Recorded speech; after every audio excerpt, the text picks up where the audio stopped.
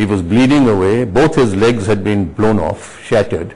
His commanding officer, Israr Khan, was telling me, sir, he needs to be evacuated. I said, evacuate him immediately. I have an ambulance waiting for him. Then after some time, he said, he's refusing to be evacuated. He said, I'm not going to stop till I reach the Akal Takht. I said, forcibly lift him and bring him out. He was brought out. We sent him on a stretcher in the ambulance to the hospital.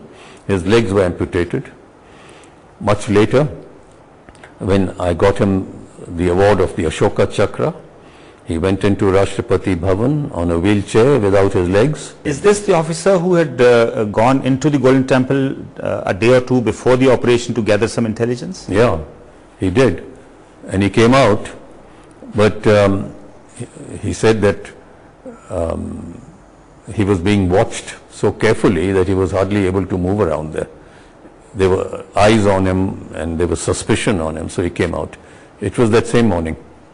So you were mentioning about how the operation started from the clock tower side, the Ghantaghar side. What about the operation from the other two sides? From the other two sides was also simultaneous. The only thing is they were to come onto the parikrama and start clearing all the rooms on the ground floor and on the first floor around the parikrama. Like the 10 guards were also to clear all the rooms, and from both directions to converge towards the Akal Takht. And as they close into Akal Takht, to take action there. At the same time, a group of commandos were to move stealthily towards the Akal Takht. They came under very heavy fire. What time would this be? This would be around about between 10 o'clock and 11 o'clock or so. They came under very heavy fire. They closed into the Akal Takht, but that area between Akal Takht and Darshini Deori, that was like a killing ground, and our chaps were dying like flies there. We had a plan to lob stun grenades inside. These are grenades which don't kill, but would blind people, would give them nausea, would give them headache, would remove their thinking power and perhaps get them to surrender. But there was no place through which these grenades could enter the building, because everything was blocked with sandbags, and they would bounce on the wall and bounce back onto the parikrama, and the effect, instead of going into the Akal Takht, was coming onto the troops who were lobbing these grenades. So we had to abandon that idea. So what time did you think that the original plans were going awry, were going wrong? Right from the beginning, from the time. Firstly, we never thought that they were so heavily entrenched inside, and they had such a heavy volume of fire, and we thought that we would be able to, from two directions, get it towards the Akal Takht, but it wasn't to happen. So therefore, the operation was slowed down, and it was now getting around late at night, and they were not giving in. Firing was carrying on. That's the time we decided to send an APC in with some commandos. What time would that be? That must have been round about 2 o'clock or so, between 1 and 2. And the commander. And you were directly directing the operation, or was it the brigade commander? No, I was giving the brigade commander instructions what to do, and General Sundarji was also in the tactical headquarters? Yeah. So not in my tactical headquarters, he had a separate tactical headquarters. So how much of the operation, General Brar, was yours, and how much of it was General Sundarji's? I made the plans. General Sundarji approved them. Where they needed to be modified, he modified them. Where I needed additional resources, I asked him for additional resources, such as I needed some para-commandos, I needed these stun grenades. Any point of difference between the two of you? No point of difference. So we were talking about the APC, which was brought in about 2 o'clock. So the APC, as it was heading towards the Akal Takht, it was shot up by a rocket launcher. The commandos jumped out and they closed into the Akal Takht, but they couldn't get into the Akal Takht. But slowly they were inching their way forward. Now at that stage, we decided the only other alternative is to try and blind those people in the Akal Takht, so that our commandos can close in without any further casualties. And it was decided to bring a tank in from the entrance to... That means you already had the tanks on standby. No, the tanks were there on standby, not to take action against the Akal Takht, but to fire machine guns from the tanks if necessary, okay, onto the rooms above the parikrama. Okay. So the tanks were to be now used to switch on their lights, and with the light have the blinding effect on these people inside the Akal Takht, so that for a few minutes they are stunned, they are blinded, and our commandos can get in. But this xenon lamp that the tank has gets fused within a minute or so. So the light gets fused, then we have to bring in another tank. Similarly, again after a minute the bulb fused, a third tank came in. Now we realize this is not going to work, and it was somewhere around nearing 3 o'clock or so. It's at that time that General Sundarji had to get in touch with Delhi and get instructions to be allowed to use the main gun. And he said, without destroying the Akal Takht, let us try hitting the top part of the Akal Takht, so that with the sound of the tank guns firing, Bhindranwala and his group may still give up the fight and they may surrender. So we use the main gun, trying as far as possible that there should be minimum damage to the Akal Takht. I think that had its effect. What time did the okay to use the main gun of the tank come in? I think round about 4 o'clock or so. So who do you think gave the okay? Was it Mrs. Gandhi, was it General Vaidya, or who? I wouldn't be able to comment on that, but I know that General Sundarji received his okay from Delhi. And I would think he would be in touch with General Vaidya, and General Vaidya would be in touch with the Prime Minister. And the okay came in, and I was told that you can use the main gun now. General Brar, how many rounds of the main gun of the tank were fired? I think about 20 odd rounds. Don't you think firing 20 rounds at a structure like the Akal Takht is a bit too much? Well, if 5 rounds don't have any effect, then you fire 10. If 10 rounds don't have any effect, you fire more. So when did you realize that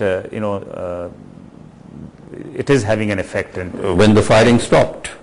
When the firing stopped, we realized that it has had its effect, and our commandos got in. Our commandos got in that time.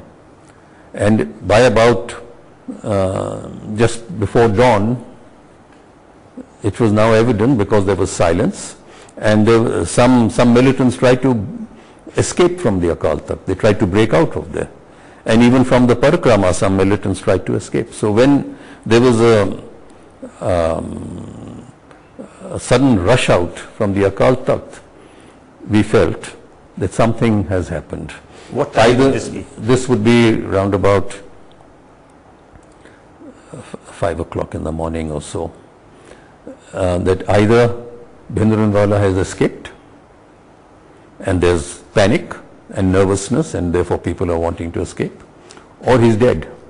And once again there's panic and nervousness, and people are wanting to escape and give up the fight. During this entire operation, was any effort made to reach out to either Bhindranwale or Shah Beg Singh? During the operation? No. Or before the operation? Oh yeah, before the operation, yes.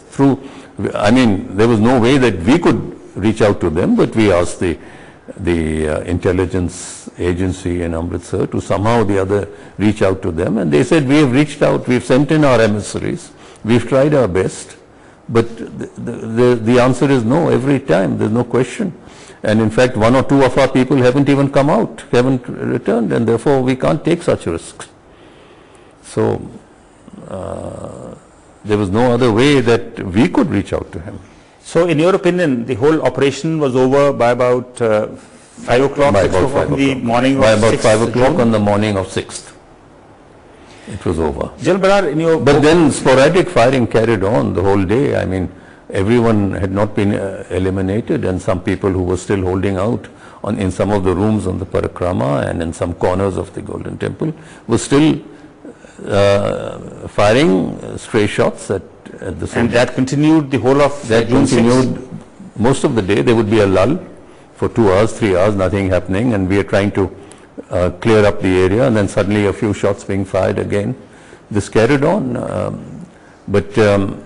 I think this carried on even till June 8 when the President of India visited the Golden even when the President of India came, the odd fellow who was still hiding, because there were shelters in the basements. You know, they had basements below the parikrama, and there were people hiding in there with weapons. So on June 8 when the President visited the Golden Temple, do you think the person who fired actually made an attempt to kill the President? Well, possibly, but the fire was not really at the President. One of our officers, a chap called Colonel Chaudhary, who was the CEO of the para commandos, he got hit. But was he around the President? He was around. He was one of the cordons. He was around the President. So whether they were trying to hit the President or just shoot into the people around the President, I can't say. General Sundarji had mentioned that the troops went in humility and with prayer on their lips. Now, the general feeling is that that may have been at the initial stages, but at the final stages when you started firing the tank, it was anything but humility. I say what General Sundarji says is absolutely correct. Even when you were firing the tank, you were wishing you didn't have to do it. You were wishing still, I wish even now that the white flag is brought out and Bhindranwala's life is saved and everyone's life is saved and they surrender and there's no bloodshed. That humility was there all through. No one was bloodthirsty. No one was seeking blood, let me tell you that. No one felt happy about doing what they had to do, but it was something that could not be avoided. What was the kind of atmosphere around the tactical headquarters where you were? Tense, watching everything and wondering, the news was coming in, heavy casualties, people are dying, people are getting wounded. How many more casualties can we accept? How long is this going to take? Is there anything else we can do to soften their defenses? So there was a feeling of concern. General Sundarji was asking me every now and then, what's the latest, what is happening? And I said, my fear is with all these shots being fired all around, that a fire doesn't start somewhere. Because if a fire starts and the buildings start burning, it will be terrible. So that fear was there all the time also, and we had firefighters ready if something like that happens to rush in with their firefighting equipment. General Brar, tell me, was the top-down method tried, sending para-dropping troops from the air and occupying the top of the buildings? No. I think that was found to be impracticable because the whole area was fortified and held, and unless you came with attack helicopters and strafed the whole place and then drop paratroopers, which would be terrible to bring armed helicopters and strafe the place, but just dropping paratroopers would be sending them into a death trap. Very few would land actually inside the Golden Temple. They'd be shot before they landed, and they'd be shot before they could get out of their parachutes. So it was something which was totally impossible. Here we'll take a short break. When we return, we continue our conversation with General Brar on perhaps the most momentous and painful decision of his life.